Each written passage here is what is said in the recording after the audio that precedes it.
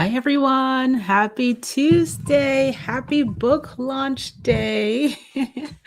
I'm going to have you guys come on in. Tell me where you are joining from. I am so excited today because the Clever Girl Millionaire book is officially out, officially launched. I am officially a six-time author. This is my seventh book, my sixth title, because I reworked, updated, and expanded my very first book.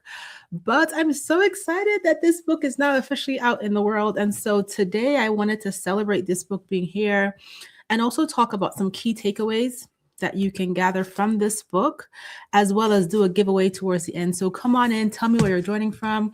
I'm just going to have us go live on Instagram as well. And for those of you who are joining for the first time or not familiar with the Clever Girl Finance platform, my name is Bola Shokunbi. I'm the founder and CEO of Clever Girl Finance. I am an author. And Clever Girl Millionaire is out today. I'm so excited. So let me know where you're joining from. Share in the comments. And hello, Alicia. Welcome. Hello, Sadie. And as I mentioned at the end of the session, I'm going to have a giveaway for these two books. I'm going to sign these copies. Last 2 weeks ago when I did the live, Shonda and Tanya won the giveaway, so they should have their books by now. But come on in, everybody. Today we're celebrating the launch of Clever Girl Millionaire. Super exciting. And like I mentioned earlier, I'm going to be walking through some of the biggest takeaways from each chapter in the book. So the book has 9 chapters, and we're going to talk about mindsets, everything from mindset to investing to legacy, so that you can start thinking about ways that you can apply these lessons in your life as well. So welcome, everyone. And I'm just going to dive in and get started. So if you have a question, put it in the comments. If you have a comment, put it in the comments as well. But like I said, the book has, hey, Shonda. I'm so excited you got your book. I hope you have loved reading it so far. Yes to Black excellence and hashtag girl boss goals. Yes, so let's dive into today's topic and talk about the key takeaways from this book. Let me get my notes up on here. Like I said, we are celebrating the launch of Clever Girl Millionaire. Listen, I'm so excited about this book. I just feel like this was a book that I wrote during a very difficult time in my life. So for those of you who follow Clever Girl Finance, who join me on the lives, you know that my dad passed away a few months ago. And when I was writing this book, he was actually quite sick. And so it was quite challenging. I didn't have my usual writing schedule where I would wake up early in the morning to write or write late. I just wrote whenever I found time to write. And, so I feel like I poured my heart into this during a difficult period. I think that's what makes this book so important to me. And also, I wrote this book because I want women to just be able to envision and see the possibility around building wealth and not just talk about the outcomes of, oh, I've built wealth, this is what I have, Clever Girl Millionaire, but to talk about the process as to how you get there. So in the book, and we'll talk about it as I go through the chapters, I lay out everything that I've done to get where I am to becoming a millionaire. I lay out my mistakes. I lay out mindset challenges. I lay out what I'm thinking about legacy. And so the I guess subtitle to this book is called A Guide to Redefining What's Possible, Turning Ambitions into Actions and Dreams into Millions. And so the whole idea is that you embrace this vision and you see the possibilities that you can work towards, knowing that it's not going to happen overnight, knowing that it takes time, but with intention and focus, it is possible. Hello, Adelaide from Toronto. Hi, Teresa. Hello, Joyce. Hello from the UK. I'm so glad you are here. Okay, so the first chapter in this book is called Sowing the Seeds for Your Millionaire Mindset. And this chapter, as it says, is basically talking about just really embracing the idea that you can be successful with your money. And I dive deep into how the things that you think about your finances, what you think you can do well with money, what you think you're not good at with money end up becoming your beliefs, right? And so your thoughts about money shape the actions you take. And essentially, if you do not believe it's possible for you to be successful with your money, then you won't move like it is. And people assume that success with money means not having any debt or having a ton of savings. But success with money, especially when you're starting out on your journey and you're trying to whether start over, starting afresh, or starting over again, success with money is basically around consistency, paying down that debt consistently, creating your debt repayment plan, paying your bills on time, putting those small amounts in your savings account consistently. That consistency is really what the beginnings of success with your money are, what the beginnings of success with your money is. And so it's really important that we start to unlearn that mindset, that negative mindset of if I don't have it, then I cannot be, and also unlearn the scarcity mindset that so many of us were raised with, right?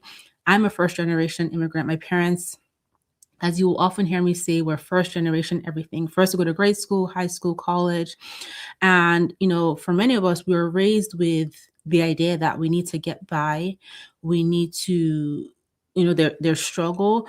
And so we kind of embrace that scarcity mindset because it was part of getting by. It was part of, the upbringing. But it's important for us to shift out of that survival mode and shift into pursuit of abundance, right? And when I say pursuit of abundance, don't misconstrue it for, being able to buy flashy cars and fancy houses and go on all those vacations, which is great. But pursuit of abundance for yourself so that you can create options in your life, so that you can give back, so that you can, you can support your kids, you can impact your community, you have choices, and you have freedom and peace of mind around your money. So chapter 1 talks about sowing the seeds for your millionaire mindset. I think it's really important for us to set that foundation, especially because the journey to building wealth takes time. Life happens. It's not easy. There will be mistakes. There will be setbacks. And it's important for us to have an anchor around our mindset and our why so that we can pick ourselves up and keep moving forward. Hello, David. Thank you so much. I would love for you to pick up a copy. Hello, Nikki. Yes to working on your financial journey, David. Hi, Annie. You said great to be here. You're the lowest in your life, so it'll help. This will help you. And know that whatever situation you're facing right now is not permanent. With intention, with focus, you can get past it. So let's move on to chapter 2. And chapter 2, I talk about dancing to your own financial beat. So I have the book up here as well, so I can see what my chapters are.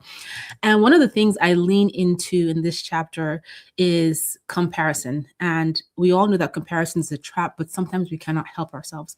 But we really have to focus on not comparing ourselves to other people because we truly do not know what's happening in other people's lives. Oftentimes on social media, all we see is the top 1% of other people's highlight reels.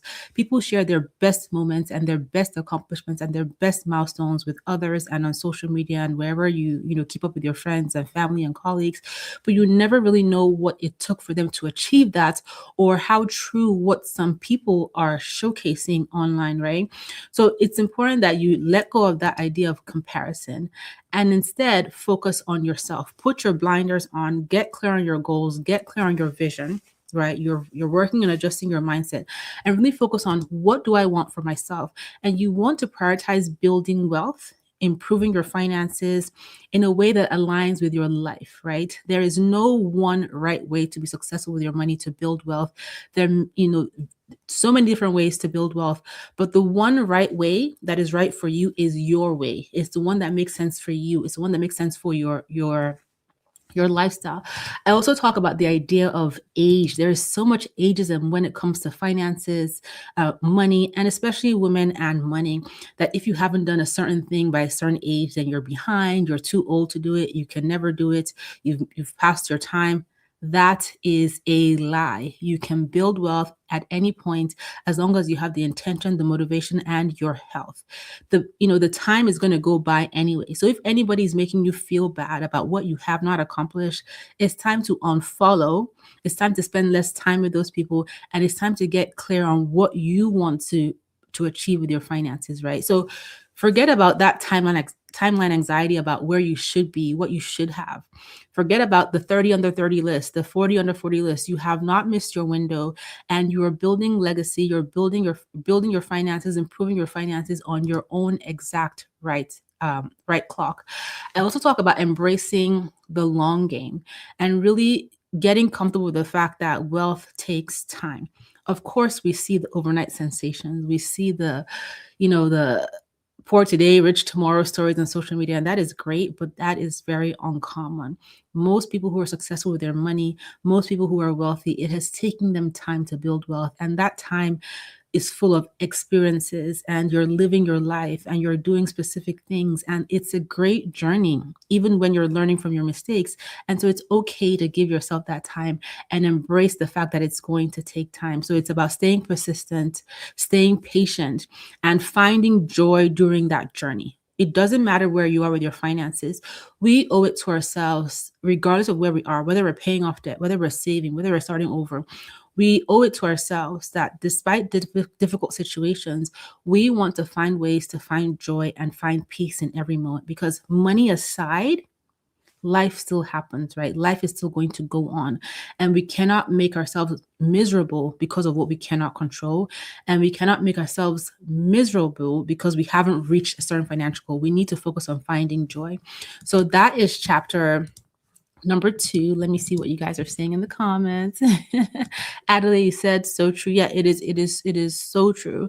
Neela Dubé, congratulations. Thank you so much. Shonda, you said comparison is a big thing I struggle with. I think we've all been in that space where we struggle with comparison, with jealousy, feeling like we're behind, watching our friends achieve things that we wish we could do or that we had planned to do, but maybe we failed at doing. But everything happens for you in its own timing, but you have to set intentions. You have to have a clear why. You have to have your goals, and you have to focus on yourself, right? There's that saying, and I may not get it right, that the grass is always greener on the other side until you step over to the other side, right? People often say that. I've heard the saying quite often, that if I gave you my problems, you think my life is so great. If I gave you my problems, you would immediately want to hand them back to me. So it's important to focus on ourselves. And then one thing that helps to counter comparison is gratitude. Look at all the things you have going with you. Like so many of us, we take our good health for granted. But if we're unhealthy, we can't earn, we can't work, we can't be present, we can't do all the things that we do. So just health alone, taking that breath every morning alone, motivation alone to want to pursue your goals, those are things we can be grateful for. And once you build that attitude of gratitude, you will find you start leaning into contentment, and you stop worrying about what other people are doing. So I have this journal here, and this is a very popular journal. It's called the 5 minutes. You can't really see it. It's called the 5-minute journal. And this is a journal that I use every day just to write in 5 minutes the things that I am grateful for. And this just really helps me focus and position my day every morning. Okay, Bola, you're grateful for this. And it just shifts my mind away from what I don't have, what I'm trying to pursue in that moment. And it's so incredibly helpful. David, you said, don't compare yourself to others. Yes, absolutely. So you want to start thinking about ways to shift away. And sometimes there are people in your lives that you can't help but compare yourself to because of where you are and where they are. And it's okay to just shift away from them, maybe spend less time with them until you get to a point where you feel more confident about where you are and you've built that habit of gratitude into your life.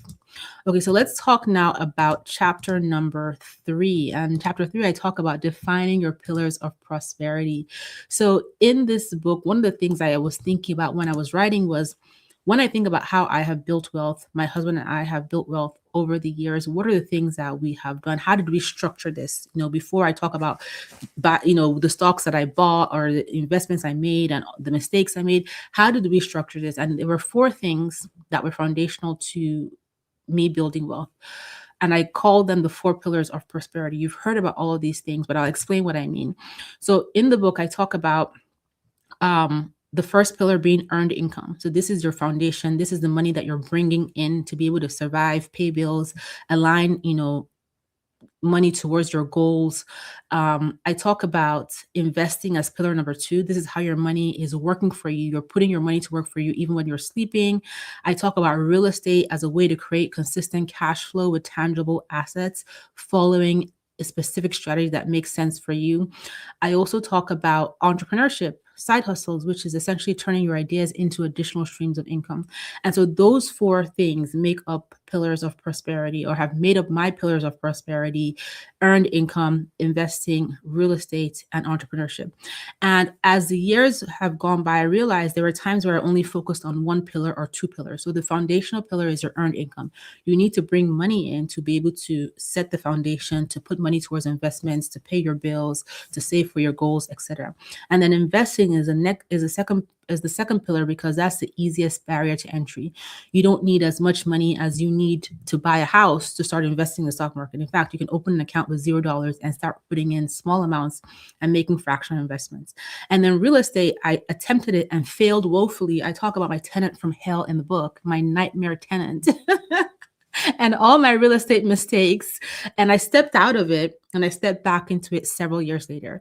And then entrepreneurship, through various side hustles you guys have heard me talk about, through this business, through side hustles I do in addition to this business, has also helped me build wealth. And so I lay out exactly how you can leverage those pillars for yourself, how you can lean into them individually, and how you can combine them. For example, you may choose to blend and prioritize your pillars by leading into earned income, your job, and entrepreneurship, starting a side hustle to bring in extra income.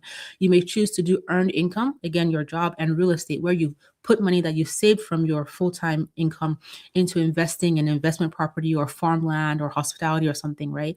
You could choose to lean into real estate and investing, or real estate and entrepreneurship, or earned income and multiple pillars. You basically mix and match these pillars in a way that makes sense for you and fits your lifestyle and you feel comfortable doing.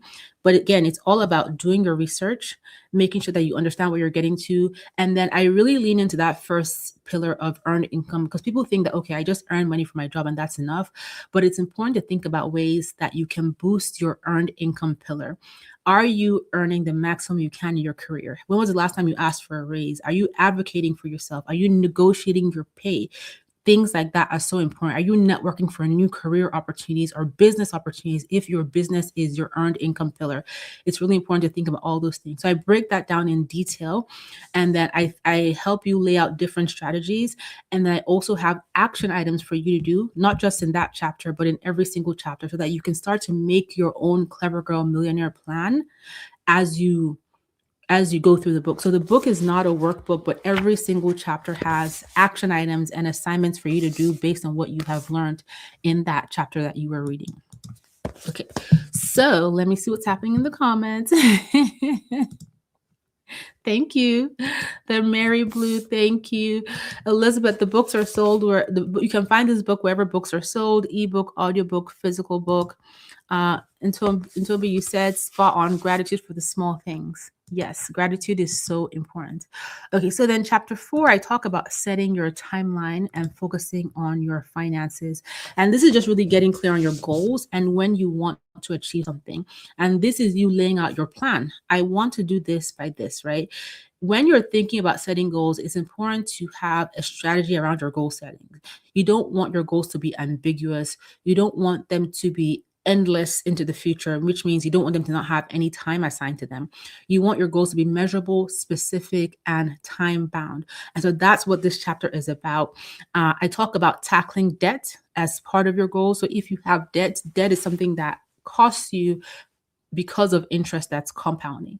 And so you want to create an effective plan to get ahead of your debt as best as you can and as soon as you can, knowing that sometimes debt can take anywhere from months to several years to pay down, but it is possible to do. You've heard women on the Clever Girls Know podcast pay off hundreds of thousands of dollars of debt, millions of dollars of debt. So it is possible, but it requires strategy and intention. I talk about how to build wealth and pay off debt at the same time so you don't lose the opportunity cost of time, which is essentially prioritizing your debt, right? The debt that is costing you the most or the debt that's easiest to pay off, making more than minimum payments to that priority debt, and then shifting your focus to building up your emergency fund, investing for your future self. And once you get a handle on your most expensive debt, your high interest debt, then you shift into aggressively saving and investing more. And I also talk about focusing on your finances, which is basically making sure that you're checking in often, making sure that you're on top of things that are happening with your finances in your budget and adjusting if necessary.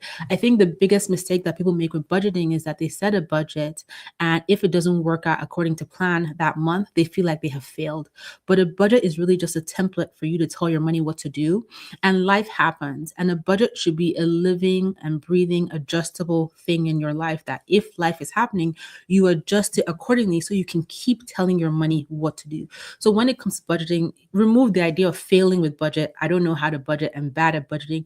Your budget is just you telling yourself, okay, this is what my money needs to do today, next week, next month, etc. And if things change with your life, your job, your relationship, your career, whatever it is, you shift this budget so that you can continue to tell your money where it should go at the appropriate time. So that is chapter number 4. Teresa, you said awesome implementation. I am hands-on. David, you said you work at McDonald's and it's the only income source you make. So that is a start because you do have an income coming in. A low income, there's no shame in having a lower income right now. Think about how you can best manage what you have when you think about your expenses, right? Based on your limited income right now, can you cover your expenses? And if you can, how can you get creative to earn more? Because we often talk about budgeting and managing our finances, but oftentimes our incomes may not be enough, right? And maybe you have cut back everything you can possibly cut back. So what can you do?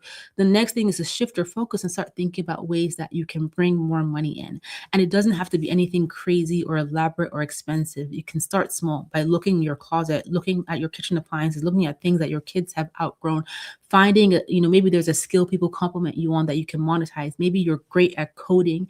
Maybe you're great at graphic design. Maybe you're great at catering and you can start to monetize these things. So start thinking about ways that you can supplement your income as you work towards increasing your income and getting a better paying job. Shonda, you said you are still working on that first student loan. You're trying to pay it down as low as possible by the end of the year. So you have your plan. So stay intentional. Paying down debt can be tedious when you have a lot of it.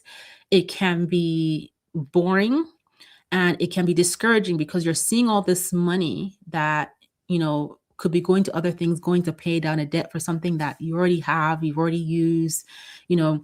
And so it's important to find ways to bring yourself joy, right? And I believe in rewarding yourself within reason. So you met a certain milestone around paying off your debts.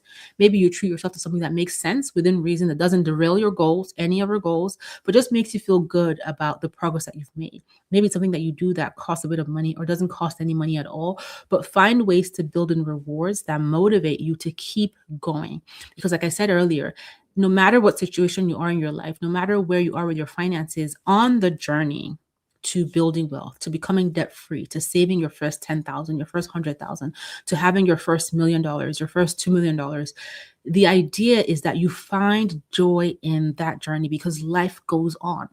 Even if I'm loaded with a ton of debt today, right now, I still have to wake up in the morning and live my life and go about my day. So how do I find joy on this journey, regardless of where I am, especially when I can't control, what I cannot control? Okay, so my next chapter is chapter number 5. And in chapter number 5, I go into, hold on, my screen is acting up here. So in chapter number 5, I go into my personal investment strategies to becoming a millionaire, and I share key specific tips with you. I talk about laying the foundation for wealth. I talk about how I stepped into investing.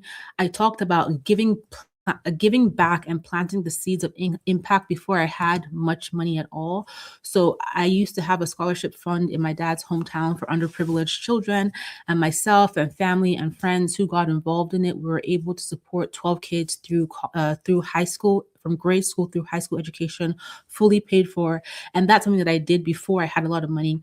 And it's something that I'm so proud of because it changed lives. And I was able to do that because I built it into my budget. And I leveraged this vision. I leveraged this vision into becoming a mission that I shared with other people who then became interested in supporting these kids as well. So giving back doesn't mean having a lot of money. You can give back with your time, you can give back with your influence, you can give back with your skills, and you can also give back financially, no matter how small, if it's to support a cause that means something to you. It's not all about being rich, and only rich people give back. That is not true. I talk about real estate. the lessons I learned from real estate. I mentioned that before. I talked about growing through entrepreneurship. So my very first, I guess, stint into entrepreneurship was college, where I didn't have any student, I couldn't qualify for any student loans. I had partial scholarships, and I literally had to figure out how to make a bit of money for pocket money because my mom was helping me support my college tuition. It was so incredibly expensive. It took me 5.5 years to finish my 4-year college degree because there was no money and I couldn't get any more scholarships. And that's just what it was. I couldn't get student loans. I didn't have anybody to co-sign for me. I would have loved a co-signer to take on that debt so I could have minimize my mom's burden, but I just didn't have that. And so one of my first stints into entrepreneurship was being an Avon lady. And I harassed all my aunties and my mom's friends, and I made a bit of pocket money from being an Avon lady. And I remember that my brother was getting married at the time, and I was able to give him a gift of $300 from my little Avon business. Right. So, I talk about just starting out with entrepreneurship, how I've grown through entrepreneurship, how that has helped me build wealth. I talk about my investment strategy today, what I do with my husband when it comes to investing, where we put our money. I talk about my investment philosophy, where I will invest, where I will not invest, what will cause me to lose sleep at night because I don't want to get involved in that. And then I talk about just how I empower myself with education so that I can make smart decisions, right? I'm not an investment expert. I'm not a financial advisor. I'm not an investing guru, but I understand how investing works and I understand my risk tolerance and I have my clear objectives. So I share that as well. I also share my backup plan, right? What happens if things get crazy in the stock market? What happens if different scenarios occur? I talk about that and I talk about how I protect my vision and when I think it's necessary for me to bring in other financial experts that can support the vision I'm trying to build. For example, estate planning attorneys, people who can help me establish trust and things like that. Okay, so I also share key tips for retirement and investing for folks who are self-employed because that is very important. I am self-employed. I own my own business now. And so it's really important to know all the options that exist to build wealth as a self-employed individual. So that is chapter 5. Chapter 6, I talk about bouncing back like a boss because mistakes are inevitable. We are going to make hideous mistakes. We're going to have setbacks. We're going to fall off. And so I lean into what I call the messy middle. This is the messy middle of my journey to building wealth. It has been far from perfect. I've made unintentional stupid mistakes like cashing out my first 401k and getting penalized and losing 40% of my savings, my over-the-top wedding that did not need to be an over-the-top wedding, handbag collections, this and that. But the bottom line from all of that was that I recognized my error. I adjusted. I forgave myself for my mistakes, and I've still been able to build wealth. And even now, as I grow, and I continue to make mistakes because this is life, I recognize them. I learn from them. I forgive myself. I keep moving forward, right? And I've still been able to build wealth. I think another big mistake people make when it comes to mistakes is that they feel like when they've made one mistake or when something has set them back, then everything is finished. I can't do anymore. It's not possible for me to succeed. But the silver lining behind every mistake is what we can learn and how we can turn that learning into an opportunity for us to move forward. Many people allow their mistakes to put them in pause, to put them in this space of standstill, where as opposed to moving forward and finding new opportunities and finding ways to recover, they start to shame themselves and judge themselves and have pity parties, and they stay in the same spot or even set themselves back because they think they cannot recover from this mistake. Mistakes are lessons. They're lessons for us to learn, and we have to be open to those lessons so that we can move forward. Elizabeth, you said giving back opens doors for blessings. I absolutely believe that. I strongly believe that. And so if you have a way to give back, again, I said with your time, your skills, your experience, financially, it is worthwhile. Okay. So that was chapter number 6. I talk about the mistakes I made. And one of the things I highlight very strongly in the book is that your comeback, your intention to come back, your strategy to recover is more important than any setback because you cannot change the past. The setback has happened. So what are you going to do to move forward? So I talk about 4 of my biggest mistakes in this book. I talk about taking ownership of your mistakes. I did it. I own it. I forgive myself. I've learned. I talk about not letting other people shame you about your mistakes. I talk about creating a recovery plan and how to stay focused on your big picture and the vision that you have for yourself. Now, so that was chapter number 6. Chapter number seven, I lean into relationships. So I'm talking to my single sisters, I'm talking to my married sisters, and I'm talking to folks who are even exiting relationships because all of these aspects impact your finances. I highlight why being single is a superpower and how we should not wait. Don't ever wait for a partner before you start building wealth. Don't pause your life because you're waiting to get married before you start doing things for yourself. When you're single is when you really you have the opportunity to get clear on your values. You start learning how to make your own sound financial decisions. You learn how to do so many things on your own that you can bring into your relationship and make yourself a stronger team player in your partnership. And so it's so important to, think about ways that you can grow when you are single. Now, when you're in a relationship, the biggest issue when it comes to money is communicating. It's talking about it and getting on that same page. So I share tips based on what has worked for my husband and I, based on experience. And I talk about how to protect your peace and your money when you're exiting a relationship and how to create plans to recover depending on how the exit from that relationship was. So this chapter is really important, something that everybody needs to take notes on because again, we go through life situations and it's important for us to protect our finances and make sure that we're able to just have money in the bank that supports us and gives us peace of mind, whether we're single, whether we're in a relationship, whether we are exiting a relationship. And then chapter 8, I talk about creating a lasting legacy. So legacy is very important to me because I have kids. And one of the things I am choosing to do is build generational wealth and pass things down to my kids, but not just money, also generational wisdom, education, and things like that. And so one of the things that my husband and I have been working on is our estate plan. So I talk about estate planning in the book, where I currently am with estate planning, where I want to get to with my estate planning. I talk about why it's important to start thinking about legacy, and I share key tools that you can leverage to start building an estate plan. And having an estate plan is not about being rich, right? If you have dependents, you should have a plan. So I talk about this. I share tools and resources and how to get support that you need when it comes to estate planning. Hi, Lady Rose. Oh, by the way, I forgot to mention for this giveaway, I'm going to be picking randomly from the comments like I did last time. So I'm going to scroll through and pick 2 people to get these books in the US or Canada, in the UK, and I will ship it to you. So I'm just going to scroll through the comments and select randomly. So if you haven't left a comment or you have a question, you have a comment, definitely put it in the chat. Okay, and then the final chapter in this book is called Wealth with a Bigger Why. This is chapter 9. And in this chapter, I talk about thinking beyond just yourself when you think about building wealth. Money is a tool. It should not be your goal, right? Money is a tool that helps you achieve your financial goals or achieve your life goals, right? It's a tool that helps you put money towards the things that you truly desire in your life that make your life full or bring you joy. Money is not the goal. And that's why it's important to have a bigger why, have a purpose. Because when you have a purpose in your life, when you have a clear focus to why, it helps you direct your money accordingly. Oftentimes when people are struggling with their finances, you will find that their why and how they're spending their money are in 2 different directions. Maybe one of your goals is to be able to, I don't know, move to another city, right? Have you opened up a dedicated account? Have you started exploring what particular city you want to live in? Have you gotten clear on why you want to be in that place, right? And where is your money going as it relates to that particular goal or why that you have for yourself? So getting clear and having that bigger why helps you stay consistent with where your money is going.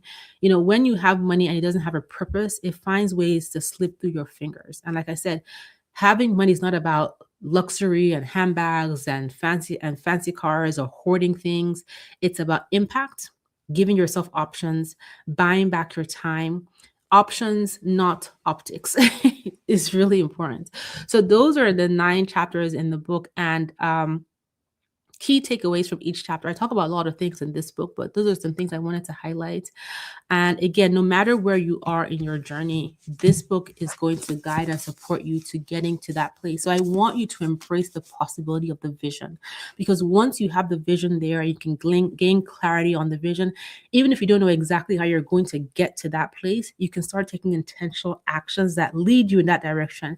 And I promise you, as you start taking those actions and taking those steps, your path towards your vision will get clearer and clearer and clearer over time. So it is giveaway time. It is giveaway time. Let me just see what you're saying in the comments before I start the giveaway.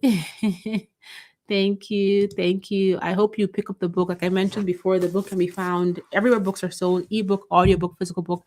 I read the audiobook, so you will hear me in your ear talking to you.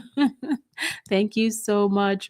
So yes, options, not optics. Ara, you said, forgive yourself for making mistakes and do not allow people to shame you for it. That is so important. Listen, never let anybody make you feel bad about where you are, about what you have not accomplished. Oftentimes, those people will have so much to say, but when you look at them, they haven't accomplished it either. And they will also discourage you and try to demotivate you. And then when you start making progress and you get to this point that's so far beyond them, they want to know how you did it. Whether they ask you or they ask other people, they get curious. So oftentimes when people are shaming you or making you feel bad, it has nothing to do with you. It's them projecting themselves on you. So just shift away from that. Elizabeth, you said embrace the possibility of the vision. Yes, yes. There is an audiobook too. Yes. Okay. So I'm just going to scroll through real quick and pick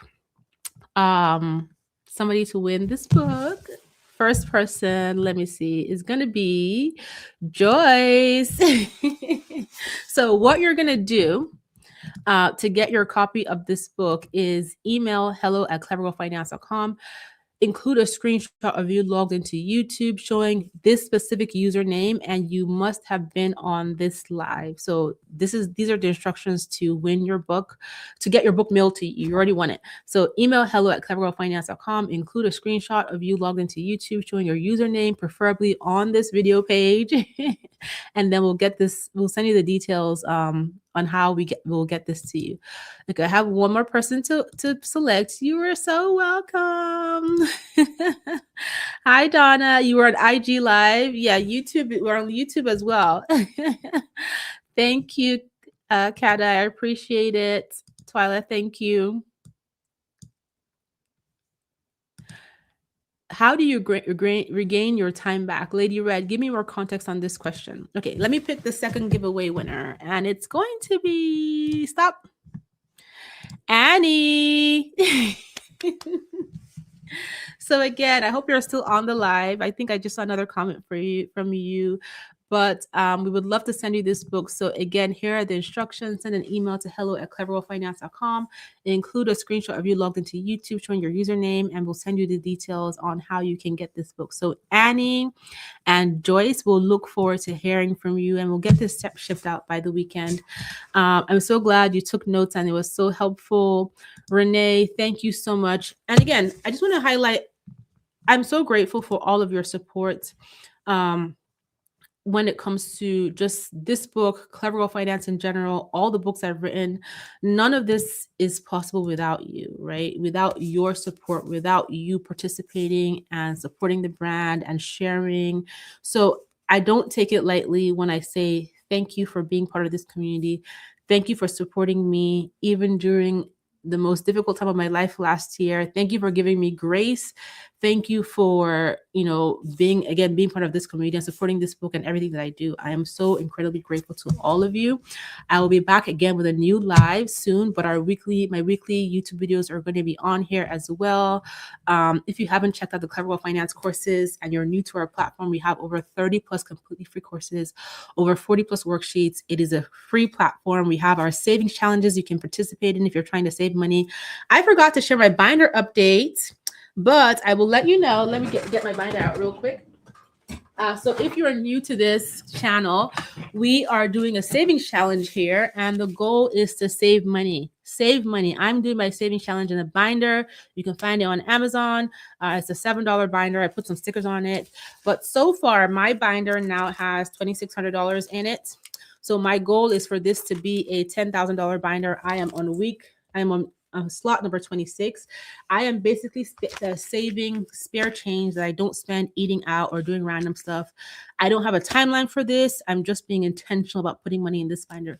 So if you want to join the savings challenge, you can join one of the 26-week savings challenge or the $5 savings challenge in our course platform at clevergirlfinance.com. You can open up a online account dedicated to savings extra money. Set your goal, your timeline around this. Mine is spare change, being intentional about not wasting money. Maybe you have a specific goal, but the key is every time we do a live, we check in on how we're doing with this binder, and we save money. So this is my binder, $2,600. I started this. This is my second binder. I started this back in end of November, and so this is where I am so far. $2,600 I would have spent on random things that I'm not going to do. So yeah, so I will check in again properly next time we have a live in 2 weeks to talk more about this. Next week or in 2 weeks, I'm trying to get back to the weekly pace, but right now I'm doing this bi-weekly. So yay, David, you said you have a binder. Woohoo. Thank you for the congratulations. Thank you. So that is it for today. Again, thank you for your support. For the giveaway winners, please email us. This book is available everywhere books are sold: ebook, audiobook, physical book. If you pre-order this book, thank you so much. I appreciate your support. Tell all your best girlfriends about Clever Girl Finance and Clever Girl Millionaire. My goal is for this book to be my most successful book yet. I may write another one, I don't know yet, but this book, yet I want it to be my most successful book. So please support it, gift it. This will make a perfect gift, a birthday gift, a graduation gift, a holiday gift, any kind of gift. And I will talk to you guys later. Thank you so much for being here. Thank you for all of your support. God bless you guys. Bye.